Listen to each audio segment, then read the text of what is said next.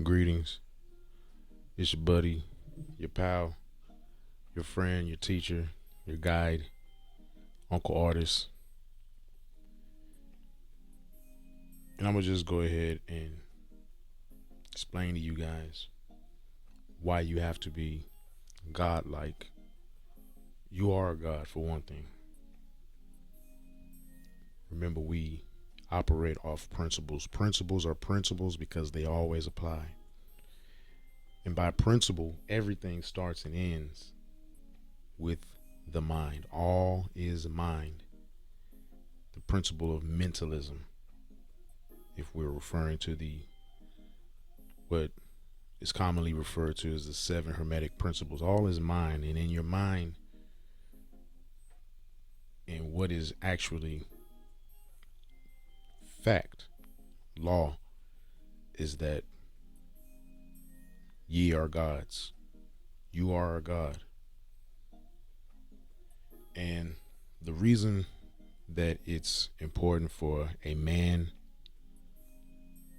and I speak specifically to young men, to understand their divinity, to harness their divinity as early as possible, to cultivate their godlike, God given, inalienable, universal right to claim their God authority in this life, in this world. You are a God, because the only experience in world that each of us know is through our own understanding, our own mind. We are all pieces of the one true source. Some call him God, Yahweh, Allah. The source. There's only one, and we are all incarnations of that.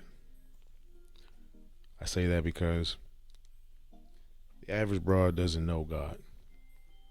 Average broad, churches are full with women, disproportionately. Churches are full, and I speak about the black church. Churches are full of women. But I urge you to have a conversation with the average woman who is a regular attender of these churches. If they mention God, it is in a very in a way that communicates it's a habit. It's vain repetition, as the Bible says. The phrases that they'll say are vain repetitions with no true intention and mindfulness behind it. They say all the right phrases, okay, introduce the same and mundane, dare I say, same mundane precursory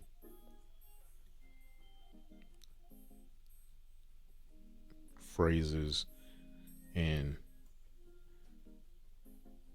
attitudes.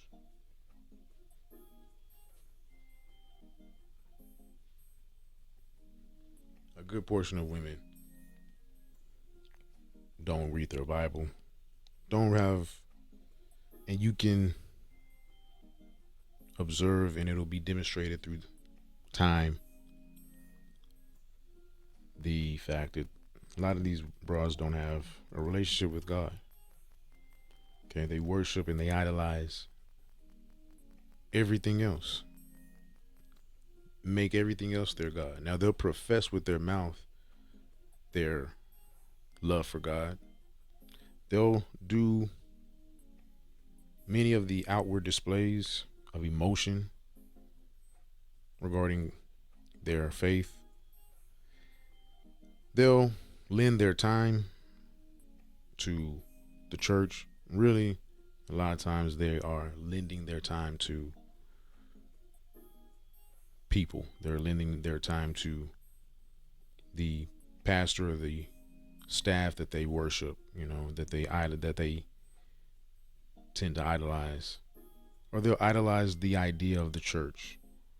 And no judgment on their hearts. Their hearts very well could be in the right place, but upon examination, they don't demonstrate true faith, true spirituality, and so on and so forth. And this has been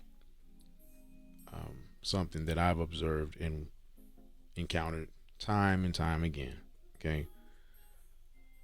Women who are part of the church, who have the outward displays and demonstrations of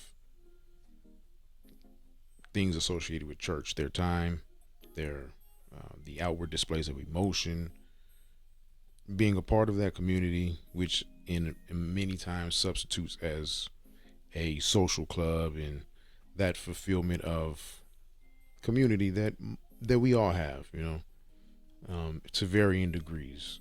Even us lone wolves, sigma males, however you want to label it, even us who are more introverted, we have a need for community. That is embedded in the human experience. But everybody has that to varying degrees, and you tend to notice that people who have a higher degree of need for that community, they'll be a part of the church. And but again, upon an examination, upon testing in the fire, their faith can be sorely lacking. Okay, I've seen that to where me, as I live as a man of God, um, many times I've seen the just as a man, you assume your responsibility to take your faith seriously, and when you're dealing with certain women, you'll inevitably have the opportunity to demonstrate to them what the practice of faith really looks like. And there's no judgment on that. It's sometimes it's as a big brother in the faith, you have to demonstrate real faith to them, and that's a part of being godlike. But it's more than that when you're dealing with controlling the dynamics between your romantic partner, your lady partner, your wife, your girlfriend, whatever label you attach to this woman. You want to control the dynamics favorably as possible. This involves emotional intelligence,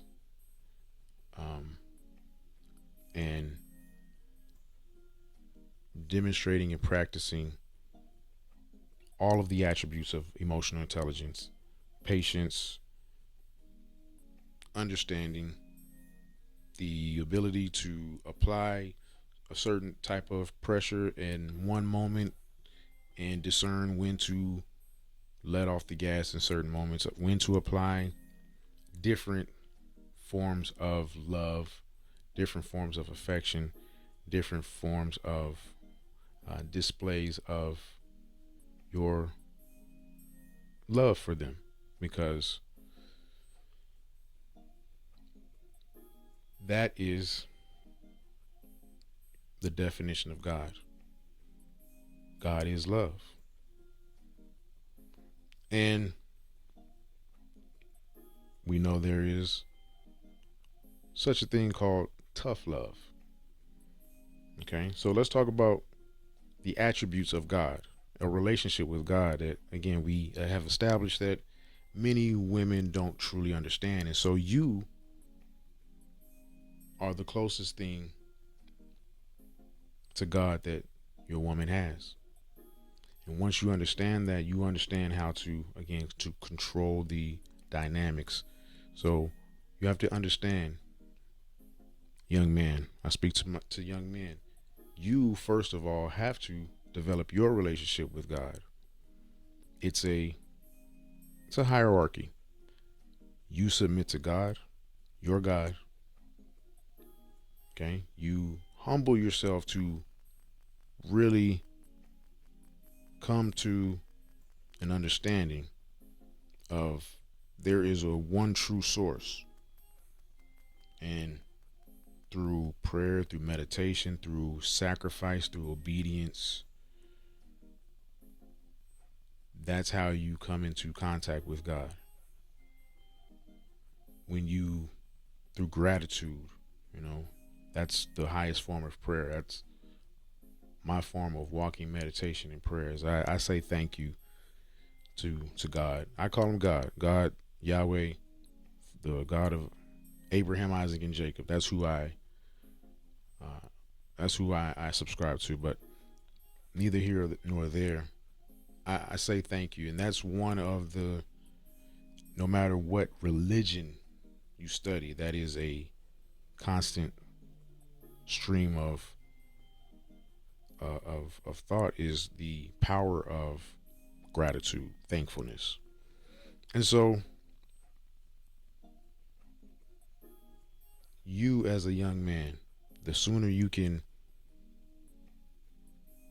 really tap into your spirituality, your relationship to the one true source, your relationship with yourself, because you are God.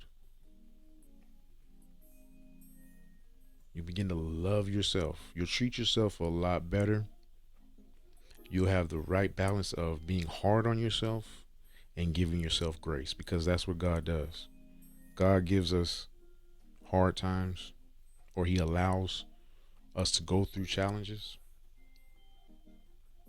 and then He steps in certain times.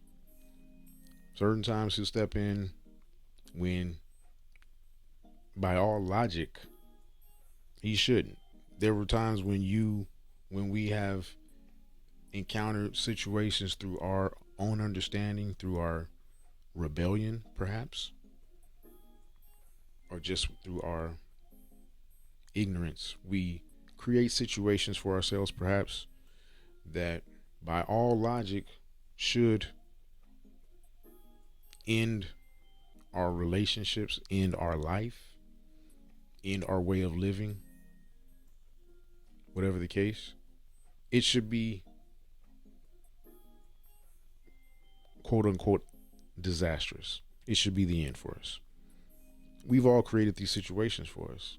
Knowingly and unknowingly, God, the one true source, the universe, has intervened on our behalf and thwarted those situations. Some of them right in front of our eyes. You may have created a situation, and that situation resolved itself miraculously. Again, against all odds, against all logic, it miraculously solved itself, or stopped itself right in front of you, for you to see, for you to understand that this was God. And then sometimes that occurred, that change of the situation, that stopping of a potentially disastrous situation, against all odds, against all logic, through the intervening of God, because there is no luck, there is no chance. Time and chance happen to all of us. So God happens to all of us. Anything that can happen will happen. So when you encounter a miracle, you take heed to that, and then you say thank you for the things that were stopped before you even knew about it, without you even knowing. That's why you're here in the Bible, or you're reading the Bible, and you hear a lot of old folks, A lot of church people say, "No weapon formed against me shall prosper." Shall prosper. There are principalities. There are um, energies, and now this can be explained. The quantum fin now the quantum physicists, those who are into quantum physics, will understand that there is other dimensions. There is another dimension that quantum physicists will refer to as the quantum field or the field. And while that's not expressly explained, or that's while that is not written expressly in the Bible does talk about the unseen forces, principalities, it's referred to, spirits that are working in your favor and against your favor. Really, it's there. Many of the quantum physics will describe them as actual neutral energies. It just depending on the mixture of how they many quantum physics many of the quantum physics experts will uh, take the stance that these energies are in fact neutral, and however it plays out is your own interpretation of whether it's good or bad. But that's not neither here or there. The fact of the matter is, forces seen and unseen are always at work, whether you choose to believe it or not. And your acknowledgement of that and your ability to work with the principles effectively will determine the course of your life and how favorable the course of your life will be for you. And so when it comes to the women, the woman or the women that you choose to give your energy, your time and your energy to, you have to be godlike to them. You have to be the God to them. In many cases, that's going to look like introducing them to God in their own way. Have Bible study with your woman. Pray for your woman. Show her that you are yourself, in fact, a man of God who is in submission instead of rebellion to the Most High. Now, that doesn't mean that you're not prone to your own mistakes, but if she first has the foundation and the knowledge that you are a man who is progressing in a journey, and you have a compass, God being your compass, your God, your spirituality being your compass, any woman is going to be on board with that. And a woman who is not on board with that shouldn't be a part of your experience. She shouldn't be in your orbit. You should not deal with her. That's what the Bible talks about, being equally yoked. You want a woman, again, women, a lot of these women out here don't have a true or a strong relationship with God as like they say they do.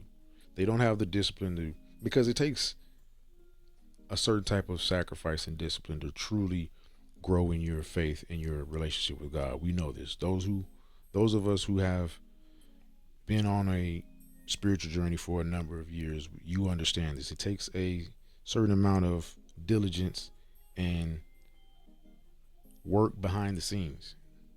Okay? I don't know anybody who is truly strengthened, from my perspective, and the best definition that I've observed of a man of God and a man of renown, a man of substance that produces fruit to be modeled after. I don't know any man who doesn't practice in the secret place on their own. Prayer, meditation, things that aren't displayed outwardly. Um, the prayer life, the discipline in many capacities, disciplining their mind, disciplining their body, their behaviors. Okay, and the work begins to show. At a certain level, a man of God, their actions, their behaviors, their work behind the scene will begin to show. Now, it's always a journey, so there's the opportunity to continue to show more growth, show more, bear more fruit. But the Bible says that a man's face will shine when he commits himself to this wisdom of God. So it's going to show. It's going to show in your ability to communicate certain ideas and communicate your and it's going to show perhaps in your body, you know, a inevitable outgrowth of being a man of God is you love yourself, you take care of your body. Okay, a strong man of God is going to be in a decent amount of shape. Okay, and a strong man of God, out of the word says, out of the abundance of the heart the mouth speaks. So you will encounter, inevitably, by law, you will encounter situations where your faith will naturally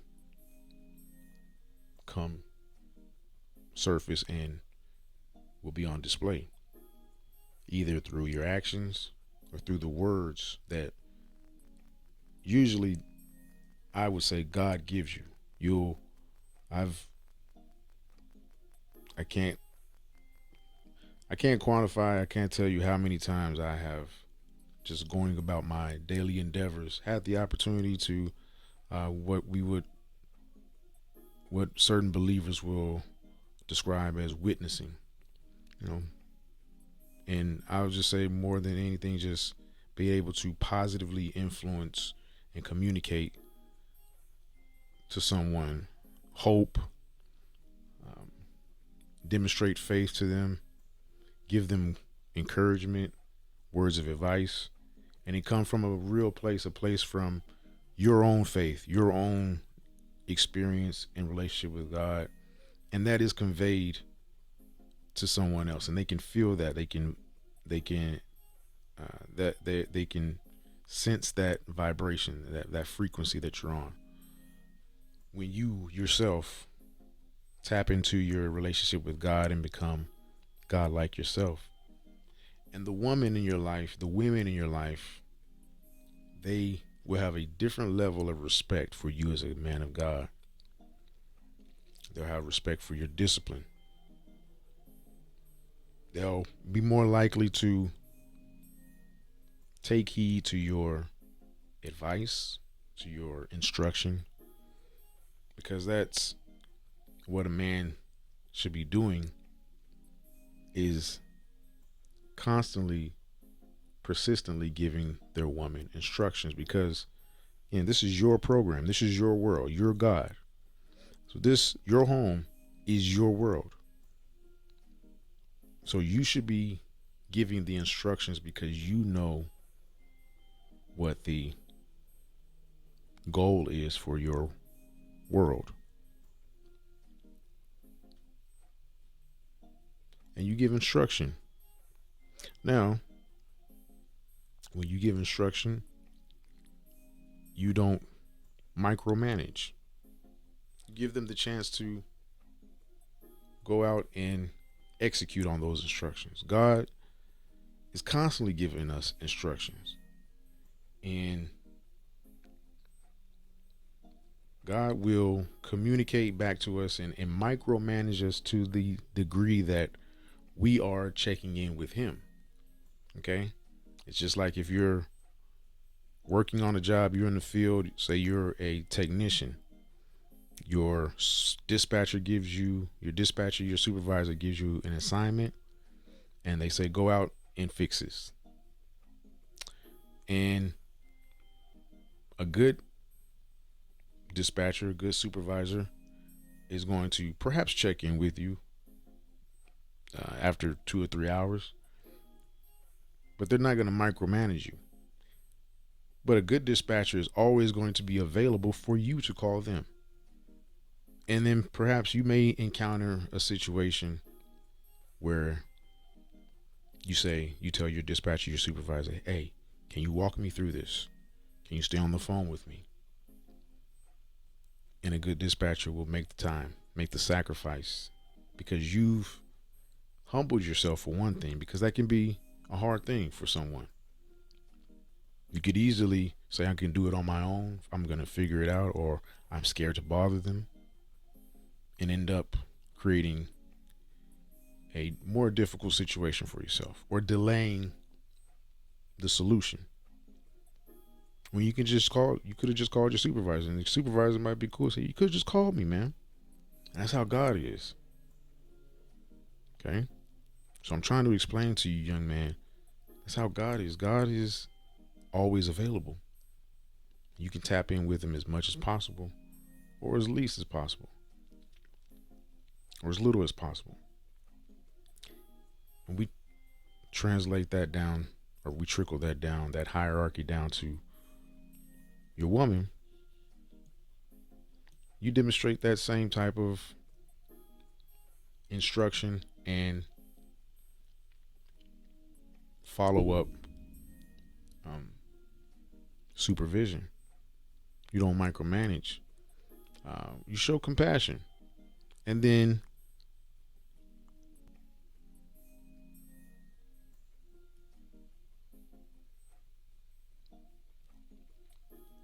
you show compassion, and when they execute correctly, you reward. When they make mistakes, you show mercy, you show grace, as much as makes sense for the situation. Now, if there are deliberate and persistent mistakes, infractions, then you are able to demonstrate an exact, proper punishment, so to speak. Okay, this is the type of mindset that you truly have to have. It's a whole mind switch from the average man, the average square, and the amount of control of the dynamics that they have. The amount of suffering that they unnecessarily have to endure when they can have the mindset of, I'm God in this household, with this woman, with these women, however it plays out. And when you make that mind switch, the world around you changes, because it's your world. You are God. Other traits of God in our relationship, the best definition of a relationship with God is the understanding of patience. Mentioned earlier, emotional intelligence. And a trait of emotional intelligence is patience. And this is something that God teaches us, and this is something that we teach our women as a God. Okay? And how that looks like is, there are times when she may be looking for that reward that we mentioned before. She may be doing things right. She's making the sacrifice, the proper sacrifices, because, you know, I guess I failed to mention, but it goes without saying. That's why, that's as the God, there is no relationship with God without making a sacrifice. Okay. Most religions are going to, there's some form of a sacrifice to the the deity. Most religions there is most religions will describe some type of sacrifice that is made to the God, to God, to the God, to God, to the deity. And that's going to look like some type of behavioral sacrifice, fasting, um, abstaining from sex, taking a vow of silence, observing the Sabbath, whatever have you. These are sacrifices, and religion, every major religion describes these as normal tenets of being a part of the religion, having this relationship with the God. And you being a God is no different. When a woman enters your life and wants to be a part of your life, she needs to make a sacrifice somehow. And that's mandatory. It's a mind switch again, young man.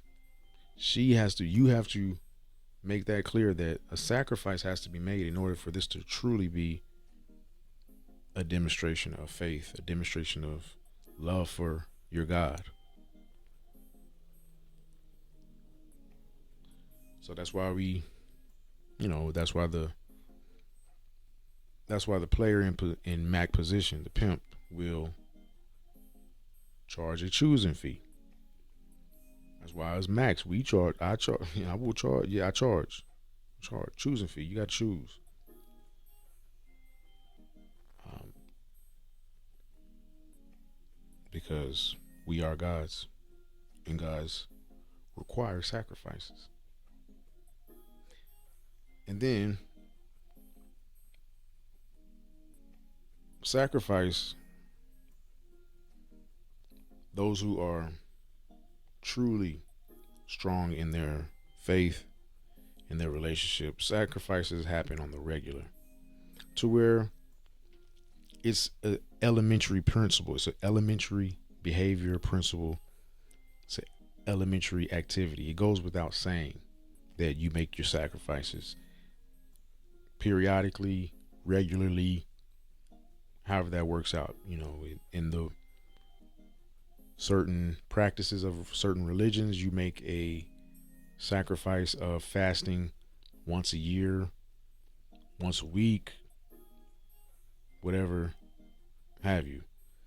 In certain religions, certain sects, certain religions, uh, in certain religions, certain forms of spirituality, you do a vow of silence for a certain amount of time, or for certain, with a certain amount of regularity, whatever have you. And so it's an ongoing regular practice. It goes without saying that at certain points you're going to make these sacrifices. You go to church, you do an offering every week, or you pay your tithes every week, every 2 weeks, every month. Pay your tithes once a year. However it works out, right? But it's a regular practice. It's not a one-time event. And that's what the sacrifice has to look like for you in your life with your woman. You want her to come with that sacrifice initially off the bat, but it has to continue. And how it continues, you continue to show up as God. You continue to show up as her protector. It requires some responsibility on yourself, because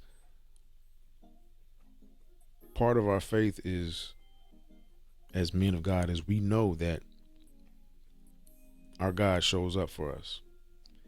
May not show up however we intricately designed it for ourselves or think it should go for ourselves. But those of us who have a ongoing and have been in a relationship with God, we know that somehow it always works out, usually, typically, always actually, better than we could have scripted out for ourselves. So what that looks like in our relationship, in your relationship with God, with your one true source, is perhaps delayed blessings, denied things that you truly wanted in your heart that were denied to you. And think about some of the things that you were denied, or that were denied to you in your life, that in hindsight weren't good for you, probably would have ended badly or ended you. The thing that you thought you really wanted wasn't good for you, wasn't for you. And the thing that came into your life was exactly what you needed, exactly what you wanted. Way different and way better than what you could have accounted for. That's the wisdom of God. That's the same type of discernment and a lot of times hard choices you have to demonstrate with your woman. And a lot of you men can't stand firm on that, on your decisions. You waver at the first disagreement that your woman has with a certain decision that you have, with a certain instruction that you make, with a certain condition that you have.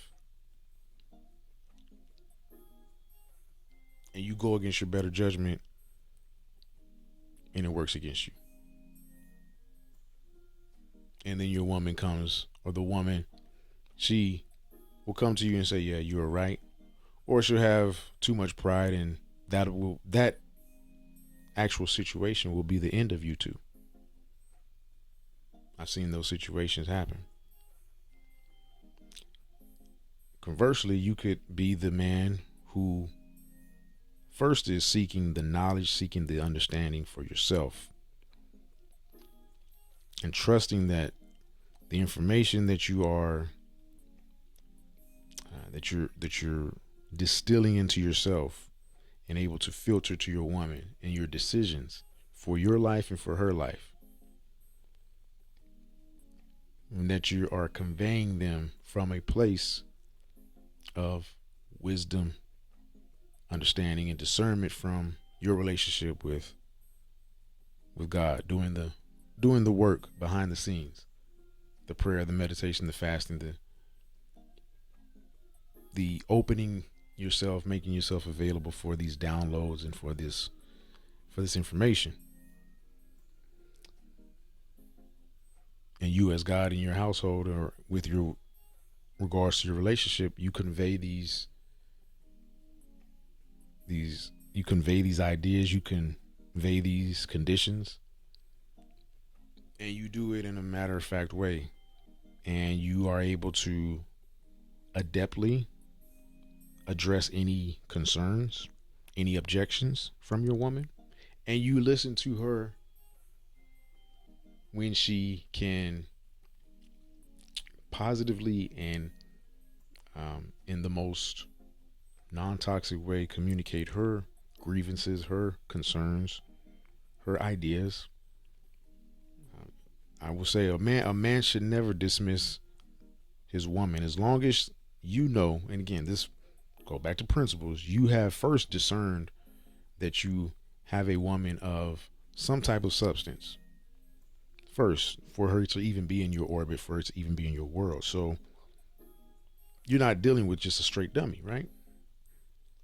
And so you don't dismiss, you have a partnership. She's made the sacrifices. I'm speaking as time progresses. She's made the sacrifices. She's demonstrated herself to be competent. She's demonstrated herself to be maybe perhaps masterful in some areas and strong in areas that you aren't. However, it's still your program. And you can consult with her and consider her words, consider what she has to say, her thoughts, and you can both communicate and perhaps strategize, and perhaps you do discern that her words or her ideas should be a part of your plan, or can alter your plans, your conditions, your ideas. But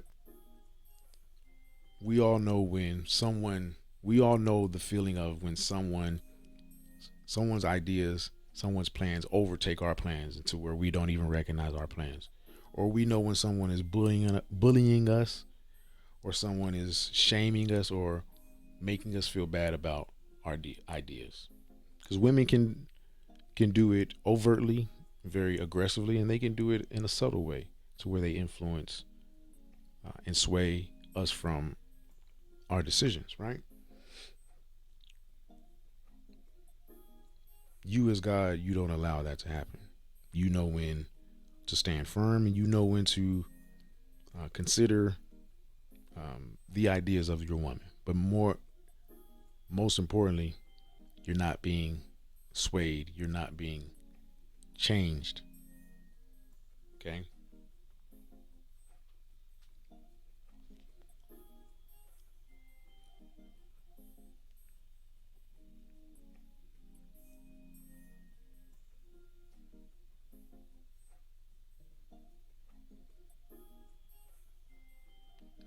So being godlike is being able to convey the being godlike is being able to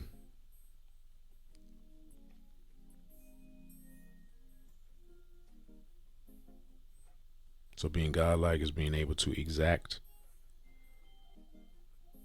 certain conditions and be unwavering in that.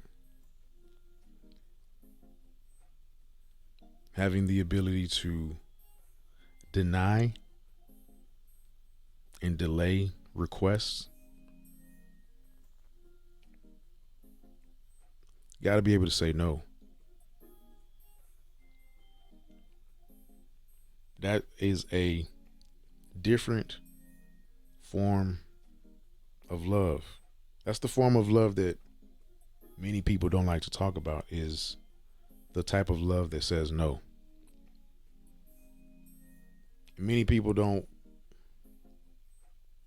like to say no. Many people don't recognize when it's time to say no. And many people are just too, they don't understand, they don't have the proper understanding of love. They don't have the proper understanding of priorities. They don't have a proper understanding, just a proper understanding, period, to be able to say no. They lack the understanding, they lack the fortitude, they lack the discernment, the understanding of the power of saying no. And they suffer for it. Their relationship suffers for it. Their living conditions perhaps may suffer for it, because it's not uncommon for a woman to spend themselves into debt because the man couldn't say no. It's not uncommon for the family to move somewhere where the man knew in his heart that they shouldn't move to, but at the behest of the woman, either again overtly or aggressively, he relented against his better judgment and created a bad situation for themselves. Those are just examples of how that could play out, how it does play out. You fail to say no, and much like a child who is looking for guidance, who is looking for boundaries, and children who whose parents don't tell them no, a lot of times science and time has shown, studies have shown that studies have shown that many children whose parents don't tell them no, they develop the idea that their parents don't love them. Contrary to some children who believe that the more that their parents say yes to them, that they love them. But studies have shown that a good number of children whose parents tell them yes all the time, they interpret that as, well, my parent doesn't really love me. And that's the same thing with your woman. If you don't tell her no at crucial times, and you don't do it enough, if you're not able to tell her no enough at crucial times, if you're not able to tell her no, and this happens enough times, and this happens at enough crucial times, subconsciously she's going to develop the idea that this man doesn't really love me, or she's going to develop the idea that I can run over this man. Women, no matter how good they are, quote unquote good they are, good women, it's human nature to push the boundaries if they recognize that a boundary is a little further than normal or further than conventional thought would dictate. They're going to go ahead and push that boundary out. They're going to go ahead and test that boundary. And we all know the thing about boundaries is no matter how far out a boundary is, the nature of a boundary is I'm going to cross that boundary. So if you have, as a man, your boundary further out than what conventional thought would dictate for a man to have boundary, or a relationship to have a boundary. Okay.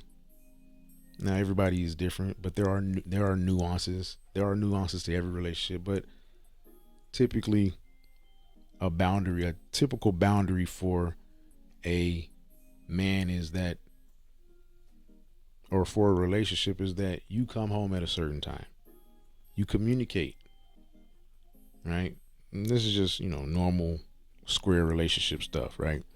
If I go out, if one of the partners go out, there's a certain level of communication, and then there is a understood, protocol as to getting home. What time, the communication, who you come home with, that sort of thing. Everybody's different, but there's a general boundary, right? And some men have those boundaries out a little further.